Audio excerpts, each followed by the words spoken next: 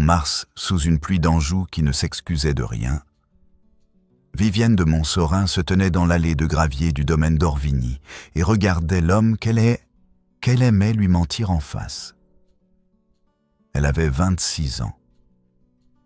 Des bottes trempées jusqu'à la cheville, et la certitude absolue que les mots qu'Édouard de d'Orvigny venait de prononcer n'étaient pas les siens, qu'ils appartenaient à une peur plus ancienne que lui, une peur irritée, une peur dont il ne connaissait même pas le nom exact.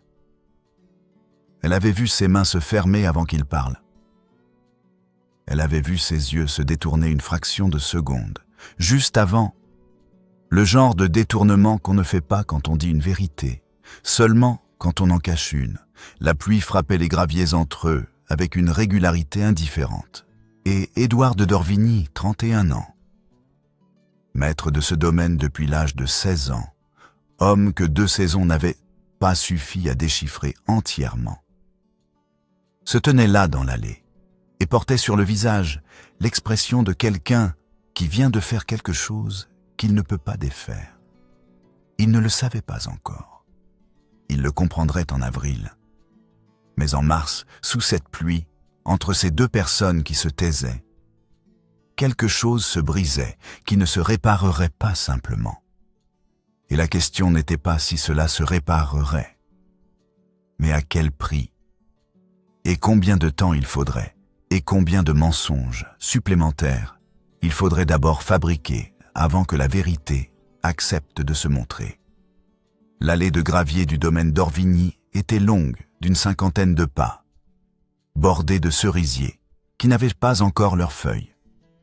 La pluie de mars rendait les branches noires, les pierres grises, et tout le paysage semblable à un dessin inachevé. Vivienne s'était arrêtée à mi-chemin entre le perron et la calèche qui l'attendait. Elle avait ses malles. Elle avait son chapeau, inutile sous cette pluie qui tombait à l'oblique.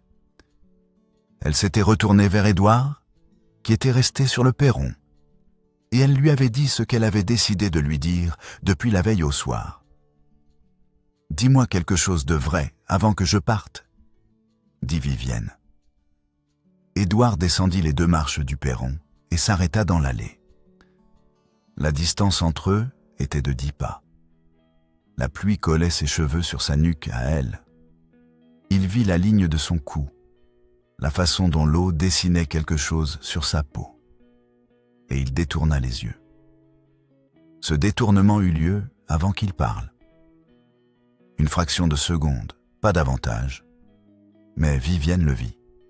« Je ne t'aime pas », dit Édouard de d'Orvigny. Elle ne bougea pas, elle le regarda avec une attention que lui ne sut pas nommer sur le moment.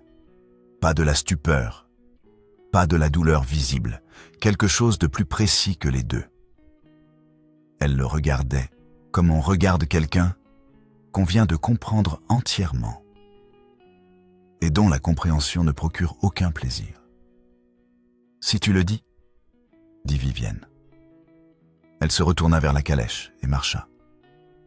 Elle ne courut pas, elle ne s'arrêta pas, elle ne se retourna pas une seule fois. Le cocher l'aida à monter, referma la portière, et les chevaux prirent le chemin de la grille. Édouard resta dans l'allée sous la pluie jusqu'à ce que le bruit des roues disparaisse entièrement. Madame de Louveciennes le rejoignit 2 minutes plus tard. Elle avait 54 ans, était veuve depuis 7 ans, et portait les vérités inconfortables avec la même aisance qu'elle portait ses robes, comme si elles lui appartenaient naturellement. « Qu'est-ce que tu viens de faire ?» dit Louveciennes. Édouard ne répondit pas. « Et pourquoi ?» dit-elle. Il ne répondit pas davantage. Il regardait le chemin vide, les graviers que la pluie avait foncés, les cerisiers sans feuilles qui bordèrent l'allée. Louveciennes attendit encore un moment. Puis elle rentra dans la maison sans ajouter un mot. Elle savait reconnaître les silences qui ne demandent pas de réponse et ceux qui ne méritent pas d'en recevoir une. Celui d'Édouard, ce matin-là, était des 2 sortes à la fois. La pluie continua de tomber après que Vivienne fut partie. Elle tomba encore 1 heure sur les graviers de l'allée, sur les cerisiers noirs, sur les épaules d'Édouard de Dorvigny qui finit par rentrer seul, sans avoir dit un mot de plus à personne. À Paris, 3 semaines plus tard, le marquis de Montsorin reçut dans son cabinet la demande du vicomte Étienne de Bréval. Étienne avait 34 ans, un domaine en ordre, une réputation sans tache et l'intelligence discrète de ne jamais promettre plus qu'il ne pouvait tenir. Le marquis le connaissait depuis 10 ans. Il lui fit servir du vin, prit connaissance de la demande et dit qu'il en parlerait à sa fille. Il en parla à Vivienne le soir même. Vivienne écouta jusqu'au bout, les mains posées sur ses genoux, sans l'interrompre. Puis, elle dit qu'elle acceptait. Son père la regarda. « Tu ne veux pas réfléchir ?»« J'ai reçu une réponse claire en mars, » dit Vivienne. « J'agis en conséquence. » Elle accepta en 3 jours, sans consulter personne d'autre. Mademoiselle Jourdain, sa demoiselle de compagnie, la trouva dans sa chambre le lendemain matin, en train de relire les termes du contrat que son père avait fait préparer. « Êtes-vous certaine, mademoiselle ?» dit mademoiselle Jourdain. Vivienne posa le contrat sur la table. Elle regarda par la fenêtre un moment. La rue de Paris, les pavés mouillés, les passants sous leurs chapeaux. Puis, elle dit « Il m'a dit qu'il ne m'aimait pas. » Je l'ai cru. Mademoiselle Jourdain ne répondit pas tout de suite. Elle connaissait Vivienne depuis 4 ans. Et elle savait distinguer ce que Vivienne disait de ce qu'elle voulait dire. Ce matin-là, les deux n'étaient pas tout à fait identiques. Mais elle ne dit rien de plus. Les contrats furent bien sûr signés. La date fut fixée pour la chapelle blanche du domaine Montsorin, en Normandie, un matin de mai. L'irréversible avait une date, désormais. Il avait aussi un nom. Étienne de Bréval, vicomte, homme honorable, homme réel, qui n'avait rien demandé d'autre qu'une femme qu'on lui avait promise, sans savoir exactement ce que cette promesse avait coûté à fabriquer. Avril arriva sur le domaine d'Orvigny avec le genre de lumière douce et insistante qui force à regarder ce qu'on préférerait ignorer. Les bourgeons ouvraient sur les cerisiers de l'allée, les pommiers du verger prenaient leur couleur, et dans chaque pièce de la maison, dans chaque angle du domaine, Édouard de Dorvigny trouvait les traces de Vivienne de Montsorin comme on trouve les traces d'une inondation après que l'eau s'est retirée. Partout, précises, impossibles à nier. Il entra dans la bibliothèque un matin de la première semaine d'avril et trouva, sur le bureau où elle s'asseyait habituellement, le traité de botanique qu'elle annotait depuis l'automne. Elle l'avait laissé là. Elle avait oublié de le prendre, ou elle avait décidé de ne pas le prendre. Il ne savait pas encore laquelle des 2 hypothèses était vraie. Il l'ouvrit.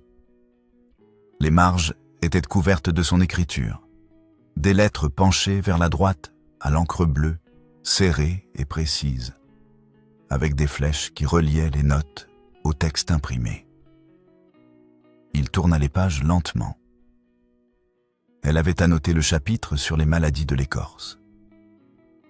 Il s'arrêta sur une note dans la marge du bas de page. Elle avait écrit « Le cerisier de l'allée est malade du côté nord. L'écorce se fendille à la base. Il ne le verra pas. Il regarde ses arbres comme il regarde ses gens, de loin, du perron. » Édouard posa ses doigts sur cette ligne. Sur les lettres penchées, sur l'encre bleue qui avait séché depuis des semaines. Sa main resta sur la page 1 minute entière, sans bouger.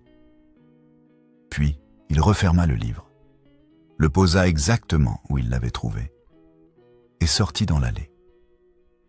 Il alla jusqu'au cerisier dont elle avait parlé, le 4e en partant du perron, côté gauche. Il s'accroupit et examina la base du tronc. L'écorce se fendillait du côté nord, exactement comme elle l'avait écrit. Il passa la main sur la fissure. Elle était là depuis l'automne, au moins. Il ne l'avait pas vue. Il n'avait pas regardé. Il rentra dans la bibliothèque, s'assit à son bureau, pas celui de Vivienne, le sien, et prit une feuille. Il commença une lettre. Il écrivit 2 paragraphes, s'arrêta, relut ce qu'il avait écrit et froissa la feuille. Il prit une 2e feuille et recommença. Il n'acheva pas cette lettre-là non plus. Le lendemain matin, Édouard descendit au verger. Bourdelle l'y attendait. Le fermier avait une 60aine d'années, les mains comme de l'écorce de chêne et l'habitude de dire ce qu'il pensait aux gens qui méritaient de l'entendre, qu'ils le veuillent ou non.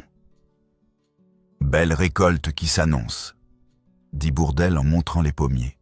« Meilleur en 5 ans, peut-être. » Édouard regarda les arbres.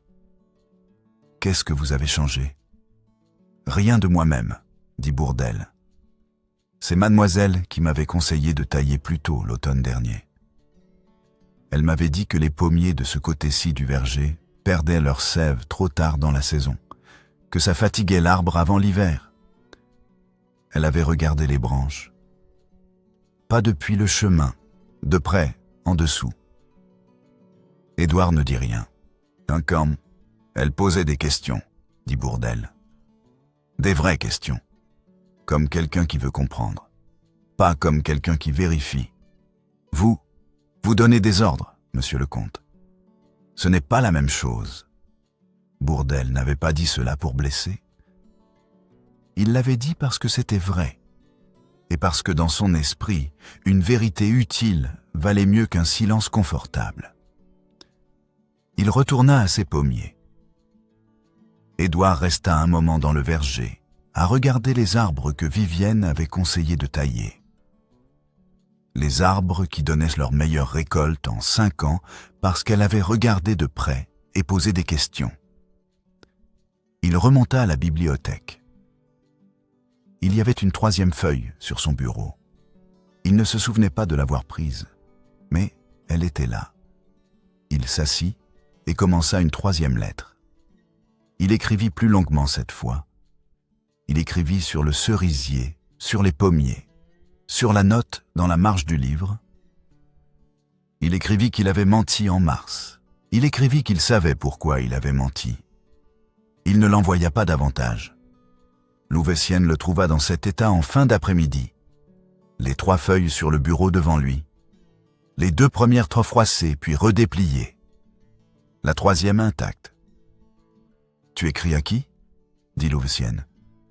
Il répondit à voix basse. « À personne. » Elle s'approcha du bureau, regarda les feuilles sans les lire. « Ton père faisait la même chose, » dit-elle. « Après la mort de ta mère, il écrivait des lettres, des longues lettres, très belles, très précises. Il les mettait dans un tiroir, des lettres à une femme qui ne pouvait plus les lire. » Édouard leva les yeux vers elle. « Sauf qu'elle peut encore les lire, » dit Louvecienne. « Vivienne de Montsorin est vivante. Elle est à Paris. Et tu es en train de faire exactement ce que ton père faisait. Aimer en silence jusqu'à ce qu'il soit trop tard. Comme si le silence était une forme de protection et non pas exactement le contraire. Ce n'est pas la même chose, dit Édouard. Non, dit Louvecienne. Alors, explique-moi la différence. Il ne répondit pas. Il rangea les 3 lettres dans le tiroir du bureau, soigneusement, sans les froisser, et referma le tiroir. Louvecienne le regarda faire, puis elle sortit de la bibliothèque sans ajouter un mot. Elle avait dit ce qu'il fallait dire. Le reste lui appartenait. Mais la chapelle blanche du domaine Montsorin se dressait dans la lumière du matin comme quelque chose de délibérément serein, avec ses murs de pierre claire et ses fenêtres qui laissaient entrer un soleil pâle sur les bancs de bois. Du muguet avait été disposé à chaque rangée. L'air sentait la cire et les fleurs fraîches. Vivienne entra au bras d'Étienne de Bréval. Elle portait une robe de soie ivoire, simple et précise, sans les ornements que la mode de ce printemps-là rendait habituels. Elle avait les épaules droites. Elle avançait à la vitesse exacte d'une femme qui a décidé quelque chose et qui s'en tient à sa décision. À mi-chemin de l'allée centrale, elle vit Édouard. Il se tenait parmi les invités du côté gauche, debout comme les autres, dans un habit sombre. Leurs regards se croisèrent. Ce ne fut pas long, 3 secondes, peut-être 4. Elle vit son visage. Elle vit ce qu'il y avait sur son visage. Et elle reconnut cette expression parce qu'elle l'avait cherchée en mars sous la pluie, et qu'elle n'y était pas encore, pas complètement, pas visiblement. Elle était là maintenant. Trop tard. Vivienne ne s'arrêta pas. Étienne, à son bras, ne remarqua rien, ou remarqua quelque chose, et choisit de ne pas le montrer. La cérémonie eut lieu. Les mots furent prononcés. Les registres furent signés. Dans le vestibule, après la messe, pendant que les familles se congratulaient et que le champagne commençait à circuler, Mademoiselle Jourdain traversa la pièce en direction d'Édouard. Elle s'arrêta devant lui avec la directness de quelqu'un qui a préparé ce qu'elle voulait dire. « Elle ne vous a jamais oublié, » dit Mademoiselle Jourdain. « Je veux que vous le sachiez. Elle a décidé de vous survivre. Ce n'est pas la même chose qu'oublier. » Édouard la regarda. « Mademoiselle Jourdain, je n'ai rien d'autre à vous dire, » dit Mademoiselle Jourdain, et elle repartit vers les invités. Louvecienne rejoignit Édouard près de la calèche 1 heure plus tard, quand les premiers convives commençaient à partir. Elle s'installa sur le siège en face de lui et attendit que le cocher soit hors de portée d'oreille. « Une lettre en avril, » dit-elle. C'était trop tard pour empêcher ce mariage. Il acquiesça lentement. « Je sais. »« Pas trop tard pour empêcher ton mensonge à toi, » dit Louvecienne.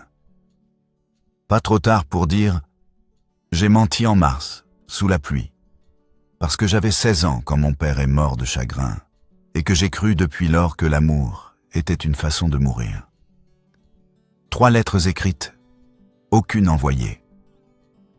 Tu as choisi le tiroir. Édouard regardait par la fenêtre de la calèche. La chapelle blanche disparaissait derrière les arbres. Elle a épousé un homme honorable, dit-il. Oui, dit Louvecienne. Et toi, tu as regardé? La calèche prit la route. Le muguet de la chapelle embauma l'air encore un moment. Puis il n'y eut plus que le bruit des roues sur le chemin de terre, et le silence entre eux deux, et le domaine Montsorin qui s'éloignait dans le matin de mai. Juin. Le domaine Bréval se trouvait dans un vallon du Perche, entouré de prairies et de bois de chêne. C'était une belle propriété, bien tenue, avec des jardins à la française et une maison principale dont les fenêtres donnaient sur un bassin d'eau calme. Étienne de Bréval y était né. Il y connaissait chaque pierre. Il observa sa femme pendant 1 mois. Il l'observa avec la patience et la précision d'un homme qui préfère comprendre avant de parler. Et ce qu'il comprit au bout de ce mois-là ne lui plut pas, mais il le comprit clairement. Un soir, après le dîner, dans le salon où les bougies baissaient, il dit « Tu ne m'as pas choisi ?» Vivienne posa son livre. « Étienne, je ne dis pas ça pour te blesser, » dit-il. « Je dis ça parce que c'est vrai, et que les deux méritent mieux qu'une maison où les vérités restent sous la surface. Tu as fui quelque chose, et je suis le mur contre lequel tu t'es arrêté. » Vivienne ne répondit pas. Elle regarda la flamme d'une bougie qui vacillait légèrement dans un courant d'air invisible. « Tu n'as pas à répondre ce soir, » dit Étienne. Il se leva, prit son verre et s'en alla vers la bibliothèque. Il ne claqua pas la porte. Il ne la ferma même pas entièrement. Ce n'était pas de la colère. C'était quelque chose de plus calme et de plus difficile que la colère. La lettre de Louvecienne arriva 2 jours plus tard. Elle était adressée à Vivienne, cachetée, portant l'écriture ferme et légèrement anguleuse de la vieille dame. Vivienne la lut dans sa chambre, debout près de la fenêtre. Louveciennes écrivait sans détour. « Mon neveu vous a menti en mars. Il le sait depuis avril. Il a écrit 3 lettres et les a rangées dans un tiroir. Vous avez épousé un homme que vous n'aimez pas pour punir un homme que vous aimez.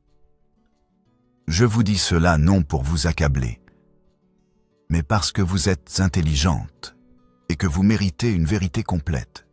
Vous êtes 2 lâches, et l'un des 2 a payé plus cher que l'autre pour une lâcheté qui n'était pas la sienne. » Vivienne plia la lettre, la déplia, la posa sur son bureau, ouverte. Elle n'alla pas la fermer, elle n'alla pas la cacher. Elle la laissa là, ouverte, comme une chose qu'elle avait décidé de ne plus dissimuler. Étienne entra dans la chambre le lendemain matin pour lui apporter une lettre arrivée par le courrier. Il vit la lettre de Louveciennes sur le bureau, ouverte, visible. Il ne dit rien sur le moment, mais il la lut. Il n'était pas du genre à fouiller ce qui ne lui appartenait pas. Mais une lettre ouverte sur un bureau commun n'est pas un secret.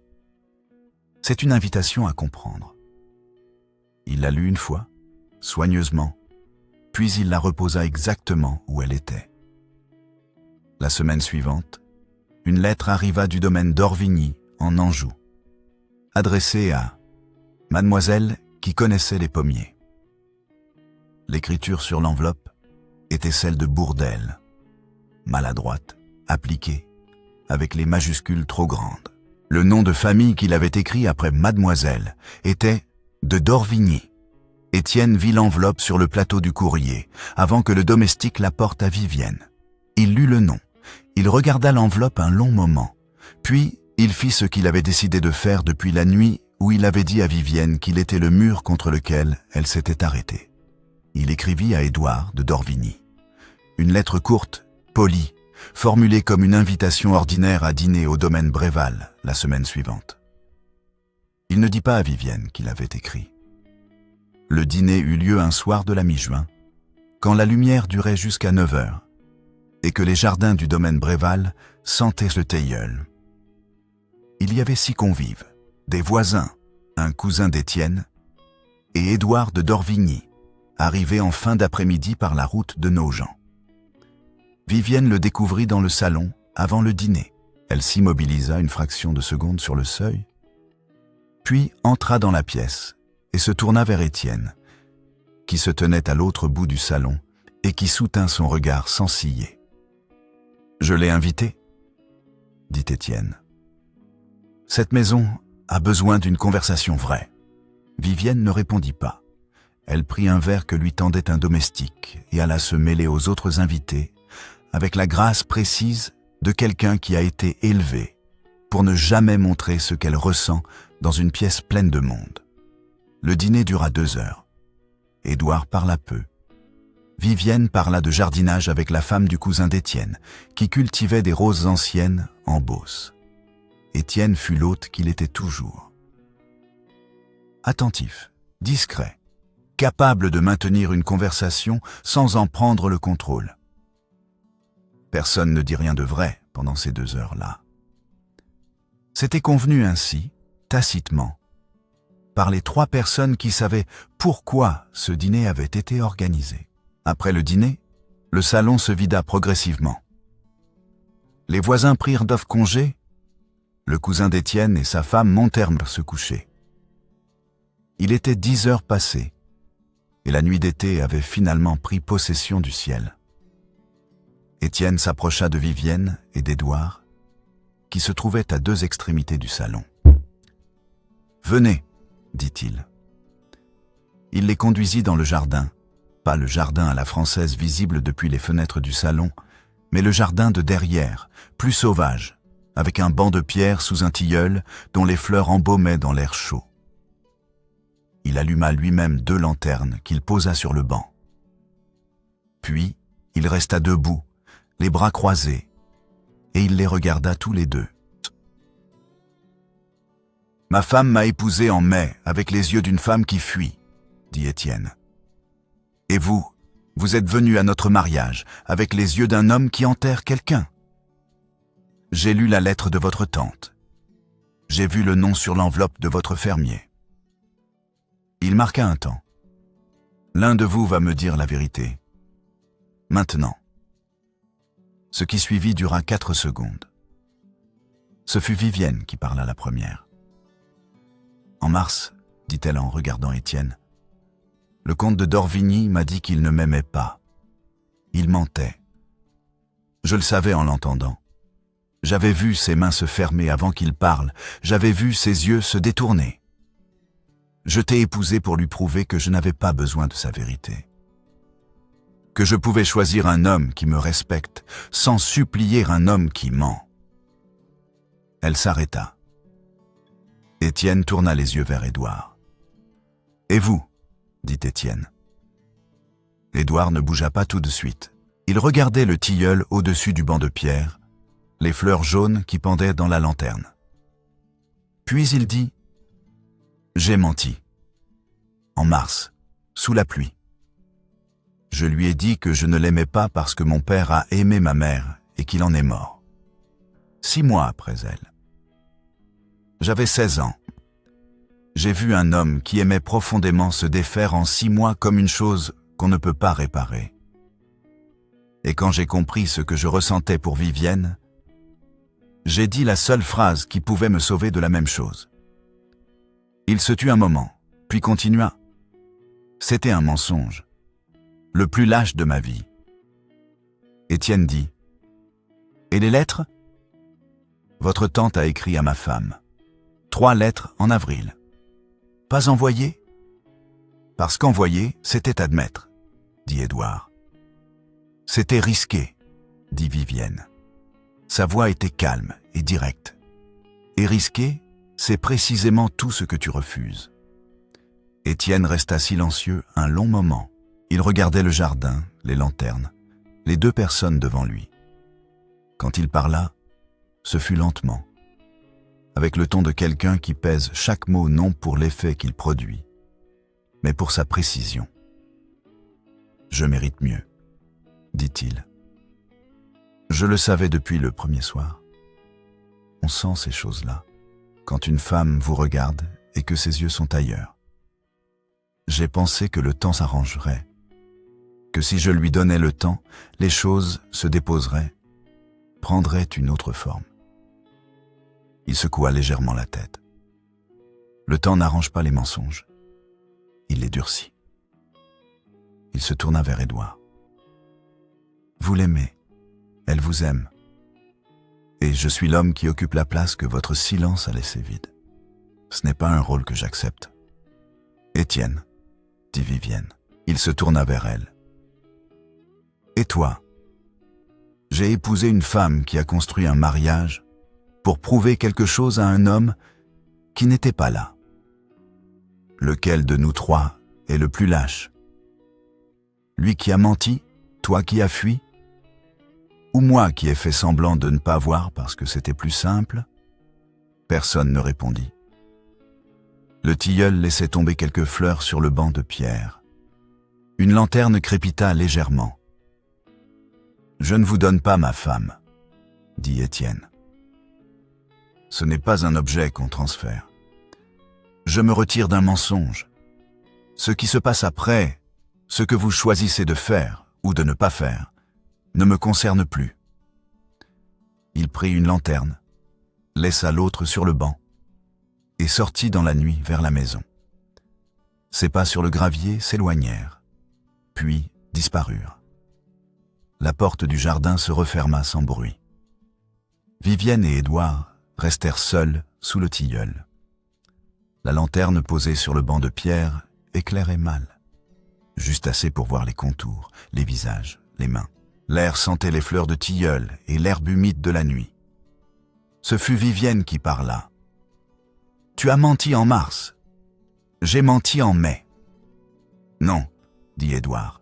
« Pas quitte. » Elle le regarda. « Mon mensonge à moi a blessé un homme qui ne le méritait pas, » dit Édouard. « Le tien ne t'a blessé que toi. » C'est faux, dit Vivienne. Sa voix ne monta pas. Elle resta au même niveau. Mais quelque chose s'y durcit. Ton mensonge m'a blessé assez pour que j'en fabrique un deuxième. Le mien n'était pas indépendant du tien. Il était sa conséquence. Édouard ne répondit pas immédiatement. Il s'approcha de 2 pas. Pas jusqu'à elle, mais moins loin qu'avant. La distance entre eux était maintenant d'environ 1 mètre. Ce qui suivit ne fut pas vide. C'était un silence chargé de tout ce qui venait d'être dit et de tout ce qui restait à dire, et qu'aucun des deux ne savait encore formuler. Ce fut lui qui parla. « Qu'est-ce qu'on fait ?» Vivienne le regarda. « Rien ce soir. Tu m'as dit « je ne t'aime pas » en mars.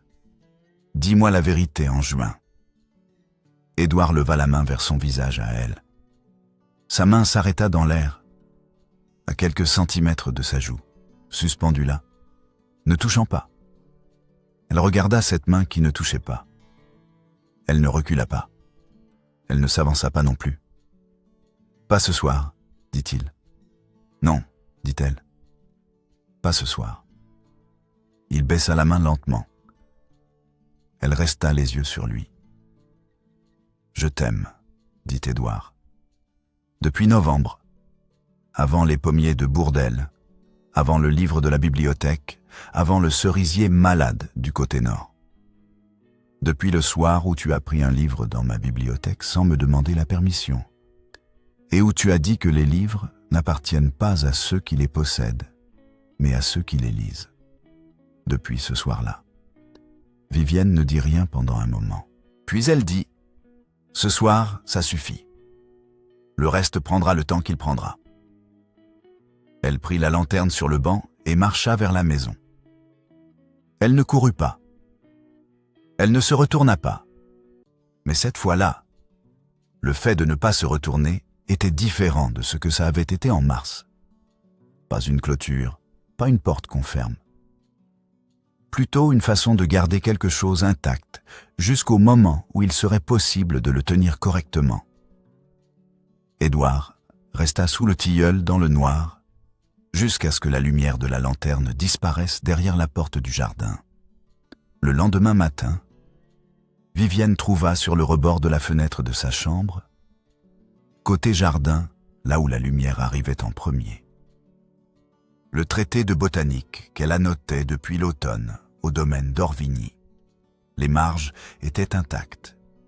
Il n'avait pas ajouté un mot, pas une ligne, pas une correction à ses notes. Il avait simplement pris le livre qu'elle avait laissé dans sa bibliothèque et le lui avait rapporté sans explication, sans accompagnement, sans demander quoi que ce soit en retour. Elle prit le livre, l'ouvrit à la page où elle avait noté le cerisier malade. Sa propre écriture, ses propres mots, ses propres observations. Elle referma le livre et le posa sur sa malle. 3 mois passèrent. À l'automne, le jardinier du domaine d'Orvigny reçut des instructions du comte pour tailler le cerisier de l'allée du côté nord, la base du tronc, là où l'écorce se fendillait.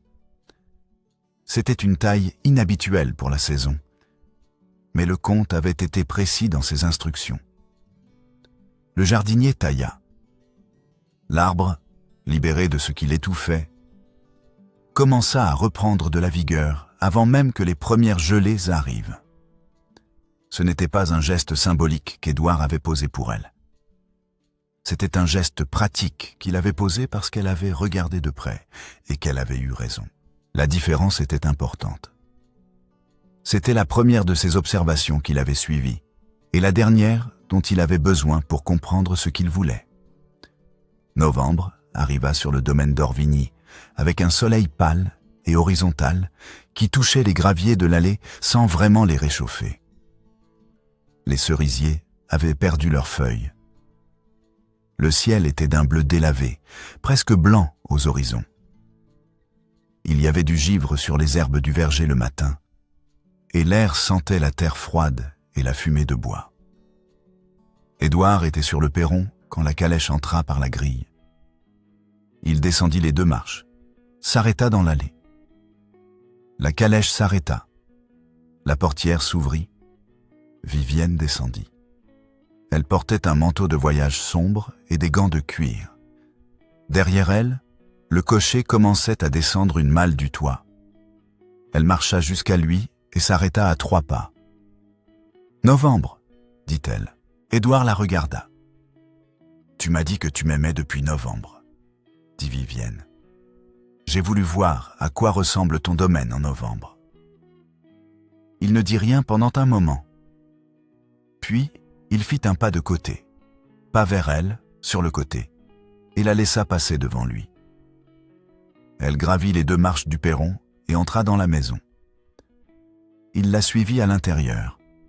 La porte se referma sur l'allée de gravier, sur le soleil pâle, sur les cerisiers sans feuilles.